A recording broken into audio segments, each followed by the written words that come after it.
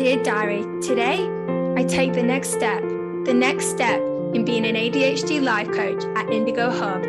I can't believe it's happening. I want to build, create, and discover a place for us to truly be ourselves. I think this journey will be the Indigo Diary. Dear Diary, welcome to the Indigo Diaries, and welcome to our Series 3, The World Through Our Eyes, with your host, me, Natasha Hickling. The Indigo Diaries is a podcast for those who want to learn about ADHD through others and our own experiences. So this week, very, very excited to get another guest on for Series 3, and we're going to be doing Starting the Conversation, where it's a subject that's quite dear to our hearts, and we're going to discuss and maybe how we can approach it in our lives. And this guest I know personally and professionally through a charity called ADHD UK. So big shout out to them. And so welcome, Tony Coward. Hi. Good to see you. Good to see you, Natasha. Yeah, nice to be here. So let me tell you a bit about Tony before we kind of get right into it. So for Tony, the penny finally dropped at the age of 48 that maybe undiagnosed ADHD was the invisible saboteur that had frustratingly eluded him for so long, but finally explained the academic struggles, the multiple careers, and so much more. So Tony set out to discover as much as he could about ADHD strengths and challenges that presented themselves. And in the effort, he wanted to help others. So he had a support group and later became an ADHD coach with ADDCA. Tony has founded Nomad Coaching, that creates a coaching space for ADHD adults, often late diagnosed, for whom a big part of their life experience has been the cumulative frustration in work and at home and in relationships. And now he's here as a coach, having some passion and working and supporting other ADHD coaches as well. So if you want the full bio, and definitely take a look, it's in the description below. So me and Tony met up a while ago and we were talking about ideas for the podcast. And he said something and I just went, oh, because this is something that's quite dear to my heart. So this is about unfulfilled potential. So Tony, kind of just give us a bit of kind of where your thoughts are with unfulfilled potential and the ADHD community. I think one of the things when I sort of starting off coaching clients that stood out for me was that there's nobody really working in the space of coaching adults the sort of long-term effects of ADHD, that unfulfilled potential, that feeling that we're in a place but we could be somewhere else, and coaching that unfulfilled potential thing, that missing piece in life thing, is very frustrating for people, and it's very hard to get a grip on. And that is part of the sort of, my coaching mission, is to coach people around that. Okay, so it's kind of that long-term effects of ADHD, which I agree, I don't think is talked about enough. ADHD challenges themselves are talked about, but what about the long-term effects of actually having ADHD undiagnosed? So kind of in the work you do, what is it, the sort of kind of patterns that you find with unfulfilled potential? The patterns I tend to find, most of my clients are in their sort of 40s and 50s. They're all very smart. They've all got very creative brains. They're all struggling to apply their strengths and align their strengths with the things that they're passionate about. And in some cases I've got a couple of clients. I've certainly got one client I've got in mind now. He's extremely good at his job, but he's bored rigid. He actually works in film production, but he's an award-winning filmmaker, or he was 20 years ago, and he needs to be back in filmmaking. That's where his passion really is, and he needs to move from where he is now to where he feels he needs to be. I had another client who was in a similar sort of situation. He was working at a job that he was very good at as a voice coach, but he needed to be on stage. He needed to be singing, And so it's that mismatch between where we are and where we could be. So where we are and where we could be. Mm. And that's a big gap. In some cases, it's an enormous gap. Yeah. And the gap, I think over time, the gap gets bigger. We get sort of stuck on the rails when it comes to we're involved in a career which increasingly doesn't suit us. We have commitments in terms of family, we have responsibilities, we require financial stability, and it just pushes the place where we could be, just seems to move further away. And once we get to a certain age, but later on, there's a certain amount of time pressure. It's like time is running out. If I'm going to do the thing that I want to do, that I need to do, that I'm driven towards, I need to make the change to make it happen.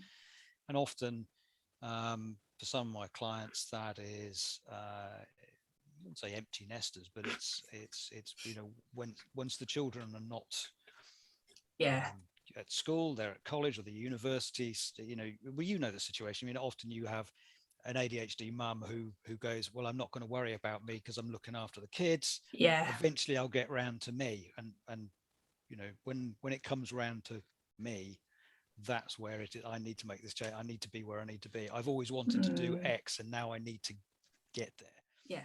And then by that point, the gap's already big, and it's like, well, how do I get there? There's that. That's the there's a lot of working out in how to get from where I am now to where I want to be. But at the same time, a lot of these people are extremely driven. And it's funny because when we spoke, obviously we work with kind of upper ends. I work with teens and young adults, and you work with kind of, the adults when they get to that point. So kind of the older adults. And it's quite interesting because I see like the beginning of this, where people, they come out of like university or stuff. And I've got a few clients that are like this now. And I know myself was like this. You come out and it's like, well, I am here and I'm going to do this job and I'm going to start it. But then it's like, well, I want to do this. I really am great at this, but this is where I need to be, or this is what I'm expected to do. So this is what I'm going to do. So it's kind of like you're almost at that point where, the gap's got a lot big, and I'm always almost at the start of where the gap's starting to become. That's right. And there's another piece in there that when we're kind of starting on our career path, we have a vision of what our career is going to look like, and vision and reality are often quite different. They are. It's not unusual for somebody to arrive in their 50s and go, in actual fact, the career that I envisioned when I left university is not the career that I've got now. And actually I need to do something different. So how do you feel like kind of the ADHD, the long-term effects of ADHD here with the unfilled potential, how do you think the ADHD impacts this? ADHD just makes it a lot more difficult to sort of structure and plan and work out how to get from one place to another. It makes it more difficult to take the actions that are required. It also makes it more difficult to essentially give ourselves permission to say it's okay, this is a genuine and worthy thing, and I need to do this, and it's okay for me to make changes in my life and the lives of people around me in order to do this, because it's driven by a need. And over time, not satisfying that need has an opportunity cost. We are essentially denying ourselves, and that increasingly hurts, and that kind of adds to the frustration that we feel when it comes to not moving forward with this stuff. And I find that a lot of my clients, when it comes to that, the needs that they need and they're driven there, but then at that point the costs are quite short because obviously they're just starting out there. But then if you're doing that for 20 years, those costs get far greater. Yeah, they do. They get huge. in the early part of our career, we can afford to do a bit of trial and error. We can afford to sort of go, actually, do you know what? I'm a year into this job, or I'm 2 years into this job, and actually, do you know what? It doesn't feel right to me anymore, and actually, I want to go and do something else. And it's okay to jump. And Yeah. you know, we don't have careers now in the same way that we might have done when I left university. You know, it's not a kind of a linear path. It's more of a portfolio thing.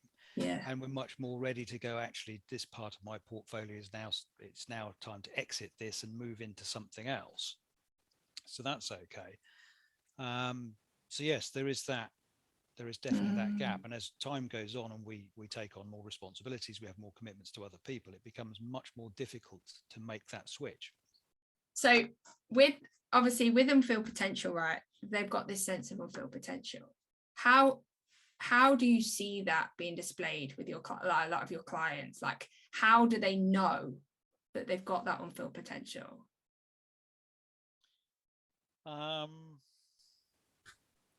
I think, I mean, one of the things that is pretty common amongst my clients, and I coach, there's a number of ADHD entrepreneurs that I coach. And one of the sort of common threads is they have a deep passion. And the great thing about passion is that if you have a passion for something, it will always stimulate your interest. But that passion is often not directed very specifically. It tends to be a bit of a scattergun approach. And quite often I'm having conversations with clients about, you know, well, what's behind this? What's the mission? What are you here to do? What's the problem you're trying to solve? What is it that you have to do? Out of all these things, narrow it down. You know, you need to deliver value in all these different ways. Narrow it down. What's essential? And what are the things that you are doing that aligns with that mission? Yeah. And like you said, it's we go, oh, we've got this side of this and this is, but that alone is not going to get into action and not going to get into moving. No, that's where, you know, we do some work around, you know, core values, mission, purpose, the strength stuff that you'll be familiar with. And we also look at, of course, the challenges, the barriers, the things that are getting in the way. Yeah. We start sorting that we start coaching around that. We start moving the client forward. They get more clarity around what it is, you know, exactly what that unfulfilled potential is, and what the meaningful contribution that they need to make that will fill that unfulfilled potential. Once they've got a very clear vision around that, then they can start to align the things that they are doing and the actions that they are taking that will move them forward. Yeah. And once they're underway, they almost, I wouldn't say it's perpetual motion, but, you know, once they're underway and they've started the momentum, it's, you know, the first small step leads to the second step, and the second step leads to the third step. And by the time you've done the third step, steps 4, 5, 6, 7, and 8 are much easier. Yeah. Yeah. And that's when you bring it from this kind of zoomed out kind of fluff to this kind of zoomed in, this is exactly what you're going to do, which makes it more accessible. And then when you get the steps going, then you fulfill the momentum, and then it keeps going, the passion grows. There's a big sort of emotive piece in here, because we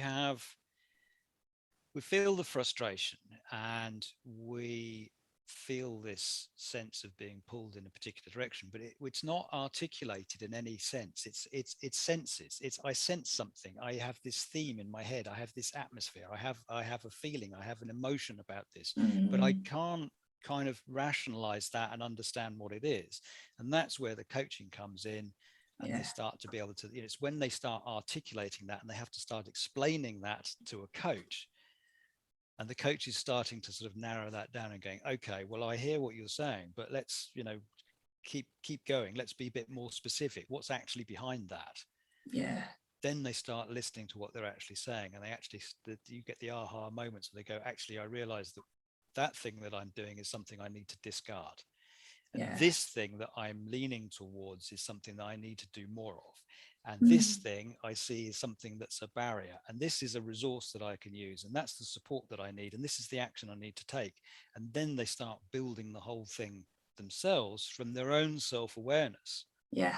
This isn't about, leading people down a path or supporting them. This is about encouraging them and helping them to come to their own realizations, their own aha moments, and help them to move themselves forward.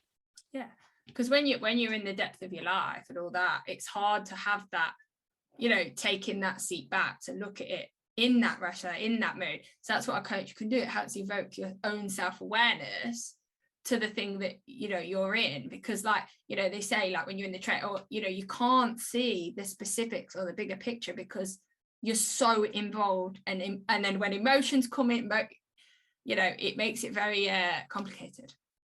It does. There's a sort of analogy that I have of a greenhouse, and if you have a greenhouse that's filled with plants in the summertime, it's just a sea of plants. If you're inside the greenhouse, you're just surrounded by green. And what you need to do is step out of the greenhouse and walk around the greenhouse to be able to identify the different bits and pieces. So you almost need to have, you've got the client in the middle of the greenhouse going, well, where do I find the red peppers or the tomatoes? And you've got the coach on the outside going, well, why don't you try this corner over here? Have a look. It's that, isn't it? Yeah, that's funny, because I have a similar analogy of when you're in a boat and you've got waves coming over in a storm, and the coach is like the lighthouse that can see the bigger picture of you in the storm to help you get there and identify what's in front of you. Brilliant. I like the greenhouse one. I'm gonna have to steal that one. Copyright to Tony Carrot. So you said there that when when you discover the core values, the strengths and all that stuff, but you said that people struggle to apply them to what they're doing. I think if you are aware of your core values and you're aware of your strengths, you can then start to work more, more consciously with those strengths and with those values to move you in the direction that you need to go. So I think a large part, I think one of the foundation stones of ADHD, managing ADHD and managing all the little bits and pieces that are vaguely attached to ADHD, I think awareness is the cornerstone of it. If you're aware of something, you then have an opportunity to make a choice. Here's the thing, what am I going to do about it?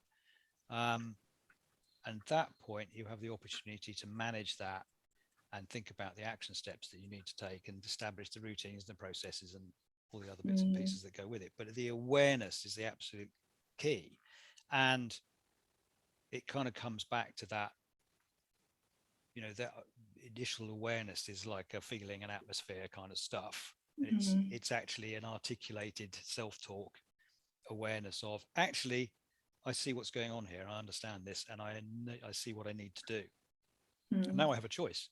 I can do it, or I can go, no, I shall be oppositionally defiant and I will ignore what I'm telling myself and I shall binge watch Game of Thrones or whatever it happens to be. But the important thing there is it's a choice. Not being forced to, or feel like you've got no awareness and you're just kind of going into that default. And that's what I always say, that when you feel like you have a choice in life is when you're working with yourself and working with who you are and all that, because that's what it's about here. It's choice. We don't want to get to the end of the day and regret everything we've done. We want to be able to be aware and make those choices that are right for us and that align with who we are. That's absolutely right. I think the ability to make choices, to recognize that we have choices and to make those choices is empowerment. Yeah. And empowerment is key. Empowerment is key. We're going to spend a long time trying to manage our own ADHD.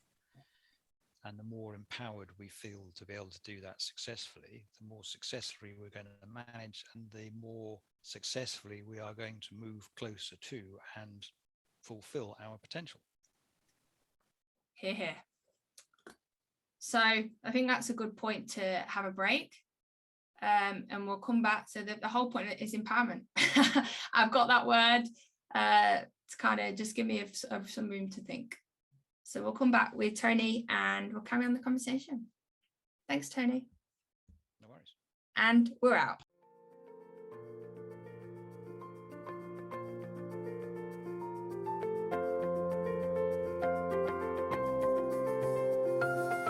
If you would like any more information on Indigo Hub or our Indigo support group, then please check out our website below or our link to our social media platforms, or email at indigohub.adhd@gmail.com. If you would like to offer any comments, feedback, get support, or if you're interested in the world hearing your story, then please reach out through any of our avenues. As said before, have a positive week. Check in again later.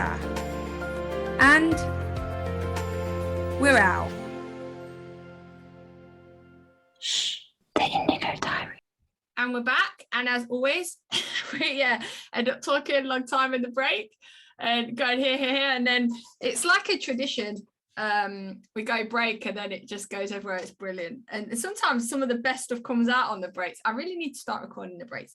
But yeah, so we were talking about well, go back if you've come to this point, go back and listen to what we were talking about before: unfilled potential, empowerment, and lots of good stuff. So I want to ask you about kind of something that I see in coaching and in clients, and something I went through myself, was when you come into unfilled potential, right? There's a lot of deeper stuff going on here than just kind of, the job itself. And when I talk about deeper stuff, I'm talking about the emotion element. What are kind of your experience with that? My experience with the emotion stuff is when you start digging into a client and you start asking them, okay, well, start naming the emotions, start naming the bits and pieces. I've got an emotions wheel that I often share with them, and I just say, pick out some words that just kind of describe what you're feeling. What are the ones that stand out for you? And quite often they'll pick out a whole mishmash of different words to describe how they feel, and quite often they're picking out words like they're helpless because they can't, they're finding it very difficult to find a way to move forward, and they're stuck. So we then, the obvious sort of coaching question after that is, okay, well, how is it that you need to feel to move forward with this? So they'll start picking out words around, I need to feel peaceful. I need to feel calm. I need to feel confident. I need to feel, I need to be able to apply my creativity. And they'll start expressing where they need to move to in terms of their emotional energy. And I'll sort of say, okay, well, if you want to move from feeling lethargic and bored and helpless and a bit stuck and a bit guilty, and you want to be cheerful and enthusiastic and creative and satisfied and proud, what needs to happen? So we'll start, look, there's in terms of emotions, there's a sort of, we have different sets of emotions depending on where we are in the process of whatever we're doing. We have emotions that we have when we anticipate something, we have emotions during something, we have emotions after something. And one of the examples that I use with clients is to say, look, supposing you've got a small child and you say to that small child, tomorrow I'm going to take you to the beach and I'm going to buy you an ice cream. What you'll probably have is you'll have a small child who's overexcited and won't sleep. But the very intense, potentially anticipatory emotions there. What we do not want to do at all ever is to say to the child the following morning, right, okay, I've changed my mind. We're not going to the beach today. We're going to do something else. Because that sort of shows, illustrates the potential gulf between, the very positive anticipatory emotions and the very negative outcome emotions. So what we want to do is we want to take the child to the beach and go, okay, we could have an ice cream, but before we have an ice cream, I thought perhaps we'll go on the fun fair. So we're adding to that. So not only am I getting my ice cream as a child, I'm getting a ride on the fun fair. So I'm getting more than I expected. So my bonus, the outcome emotions that I was expecting are actually being ramped up. I'm getting so much more than I expected. So in terms of the sort of unfulfilled potential stuff, looking at the emotional aspects of it and thinking about the emotions that we have anticipating where we could be and thinking about the outcome emotions of how we would feel if we are doing the thing that aligns with our mission and that we're passionate about, starts to illustrate that emotional shift. And from an emotional point of view, as a client, I want this thing. Emotions are the payoff for the things that we do. We want the payoff to be greater than our expectations. We always want that payoff to be a positive thing. And if we have that positive emotional reward for the direction we're moving in, bingo. Yeah, it keeps us going. It fires our passion. It keeps us moving. It inspires us to action. It keeps us committed. We are moving towards where we need to be, and we are moving away from a place where we don't feel comfortable. Yeah. And I think it comes back to that thing about what you were saying earlier about fantasy versus kind of realistic, right? Because if we have that anticipation and then we get more from it, a bit like the child, he had this anticipation that he was going to get an ice cream, but then when in the fun fair, then it even adds and it gives that bonus rather than that we overarch and then we fall short of that, which then comes back to unfulfilled potential. Yeah. It illustrates that sort of under promise over deliver, doesn't it? And you could almost imagine the child in the playground saying to his friends, not only did I get an ice cream at the beach, I went on the fun fair as well. It's that. I mean, as part of the illustration, as part of the analogy, that kind of childlike excitement and the unsuppressed emotions. We want a child to be excited and happy, and and obviously as adults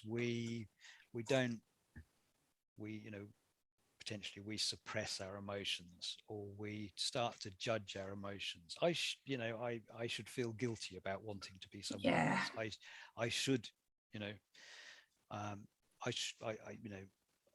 I feel miserable. I shouldn't feel miserable. I should move away from miserable. It's that we have these kind of emotional conflicts which kind of hold us back.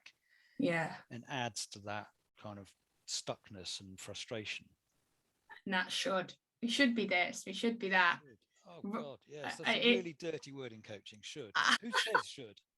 Because often it's somebody else's expectations. It's either the expectations of people around us or the expectations of culture or society, whatever it is. I should do this, this, and this. But actually, that feels counterintuitive to what I want to do. And I'm trying to reconcile what I need to do with what I should do, in inverted commas. It's okay if it's the client says, I should do this thing because I want to do this thing because it takes me where I need to go. Yeah. And that's what it is. It's about and looking at the emotions helps with the perspective of that, right? Like I feel like this and I want to feel like this, rather than I feel like this, but I should feel like this. It's that one which then drives a passion and all that other stuff. And it creates a separation between clarity between how we feel, what we need, and what the external expectations are. So suddenly, because if our own expectations and the expectations of other people are kind of meshed together, we can't really work out what it is that we want. And it allows that possibility that we can unmesh those two things and we can start looking at what we need and separate it away from what's expected of us. And then we can start to work towards what we need, and we can start managing the expectations of other people. Yeah. And it's like that thing of when you said in the greenhouse, we're in it and we can see it, and some of the plants might be other people's views and all that. And we can't see, but then someone's stepping out and going, okay, what do you see? Is that way of doing it. And that wheel invites them to do that, because I know for me personally, and also for a lot of my clients at our age, it's that other people's expectations and the world's expectations that we go into a lot of this, which then creates after time unfulfilled potential, because it's comes back to where we are versus what we could be. Yep. I think the emotions piece is not overlooked, but I don't think it's Yeah, given the importance in ADHD that it should be. I agree. In clinical terms, you can't measure it. Yeah. It used to be part of diagnostic criteria. It's not anymore. But I think for me, the two core parts of ADHD are, on the one hand, the executive functioning stuff, task initiation, goal-directed persistence, organization, planning, prioritization, stress tolerance, response inhibition, all those executive functions. And the other part is the emotions, particularly the anticipatory and outcome emotions.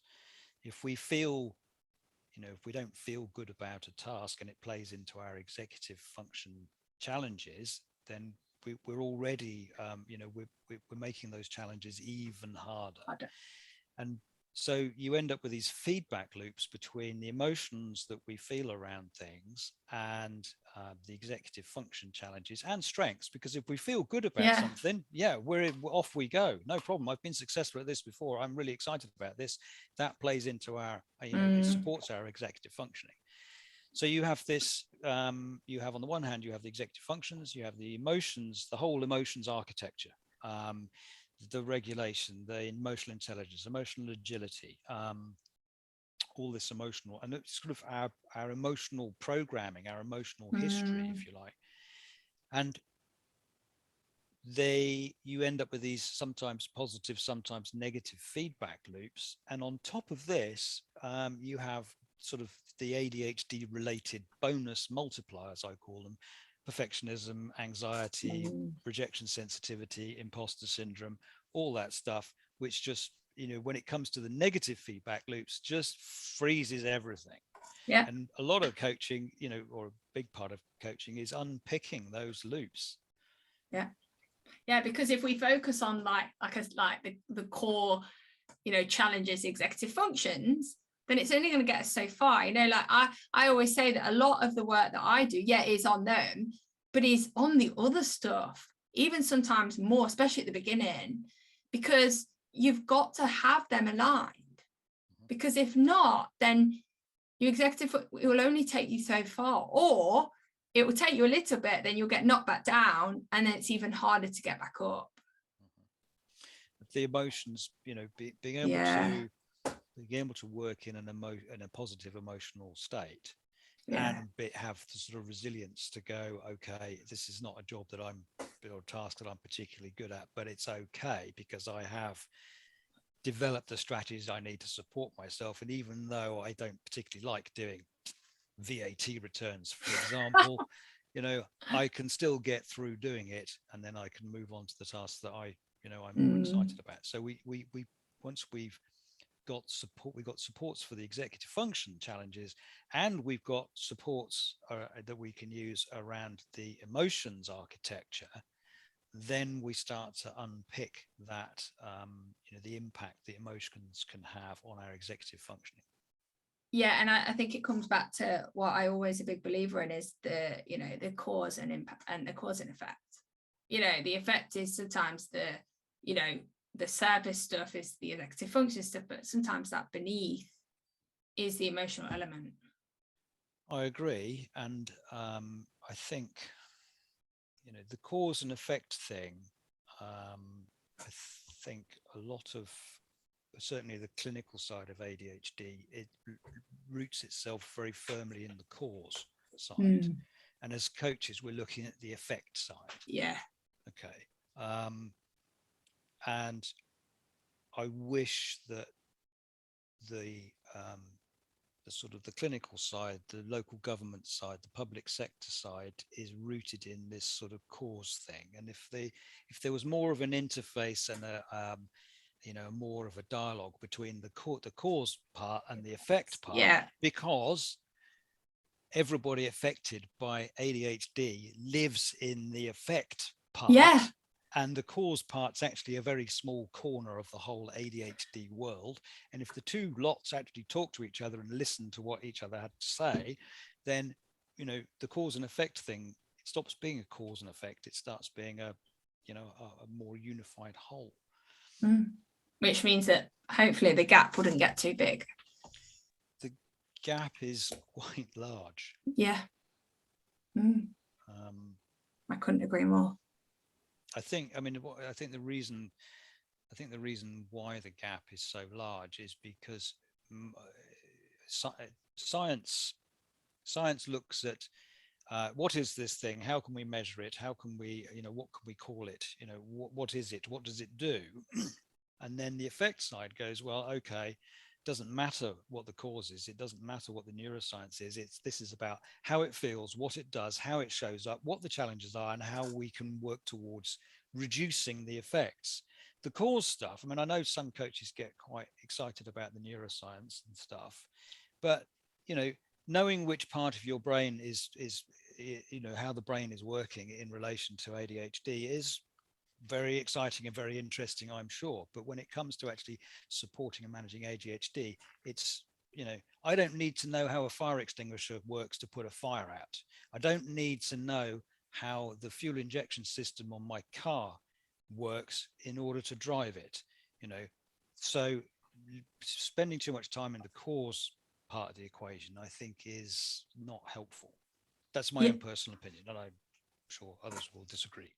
I 100% agree, because what you said at the start, the long-term effects of ADHD, not the long-term cause of ADHD. Yeah. The long-term effects of ADHD, not knowing it or knowing it, creates that gap between where we are and where we could be.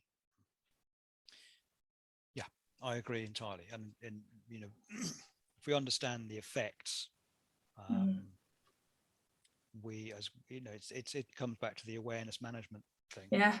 If we understand the effects and we understand the triggers for those effects, we understand why those effects are happening, then we can work on reducing the effects.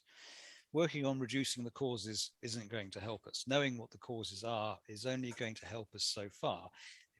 My clinician wants to label me as having attention deficit hyperactivity disorder. That's okay for him. It's his label. It's not my label. I've moved much further forward than that. Yeah.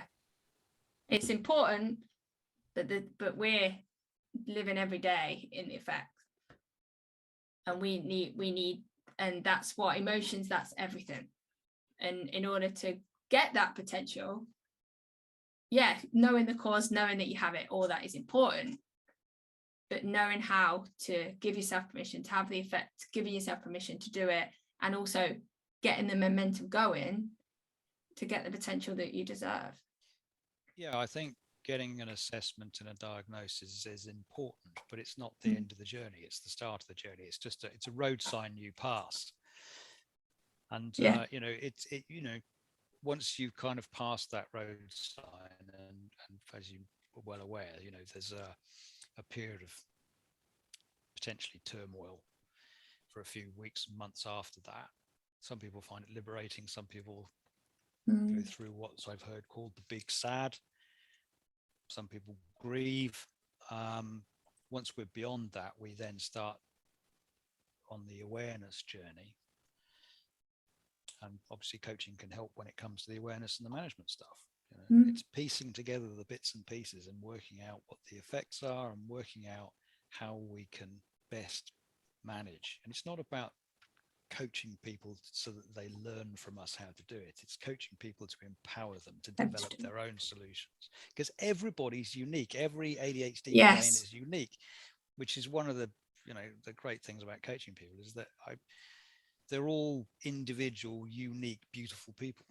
Yeah, I learn from them. I think it's brilliant. Sometimes I come out and I'm like, what's that? I need to go and research. Like, because that's what it's about. Because everyone, where we are, right, is everyone's expectations, all these things. Where we could be is when we live ourselves the way we need to do it, with our strengths and our values, get into the action, and we start moving forward. When we stop looking out, like you said, when we take that step out of our own greenhouse, look at it with those fresh eyes, and then get into the greenhouse and start organizing and sorting. That's absolutely right. That's lovely. Great. I could have clapped many times, but I didn't. My hands were going, yes. Great. And it's been really, really nice to speak to you, Tony. Any kind of last words or last thoughts? Yes. There's I watched part of a TED talk recently. I don't normally watch TED talks, but it popped up on my LinkedIn feed. It's where we are now that's not what matters. It's where we're going. It's where we're going to get to. It's what we're going to do next. That's the important thing. So wherever we are now is just it's just a way station on the way to where we're going, and we need to kind of make sure that we're heading in the right direction. If we can visualize the end of the line and where we're going to get to, that's even better. But it's about the journey, not the destination. It's about the journey and not the destination. Yeah. Thanks, Tony. So if people want to find you, where can they find you? Well, to be honest with you, I'm not very easy to find. You can find me on the World Wide Web at www.nomad.coach, and I'm on LinkedIn. But I'm afraid I've sort of more or less disentangled myself from social media. Yeah. But you've got a website, and I'll put it below. So if you want to speak to Tony about anything further here, or you want to get some coaching from him, then please reach below and reach out to him, because I know him personally, he's a great coach, and what you heard today just shows it. So thanks, Tony. So today we leave another episode with many things to think about and many questions or things that we, further thinking. That's what I really like, to give you something to think about. And 2 weeks we'll be dropping another one. I'm not sure what it will be. It'll either be series 1 or 2, who knows. But if you're interested on coming on as a guest, or you want to share experience or anything like that, then please reach out through our social media avenues or by email. So thanks again, Tony. I really appreciate you coming on. You're very welcome. It's been a joy. Thank you. So come back, learn, listen, and experience the world through not my eyes, but our own eyes. Why not? Have a great week and be empowered. You heard it today. Empowerment is key. And we're out.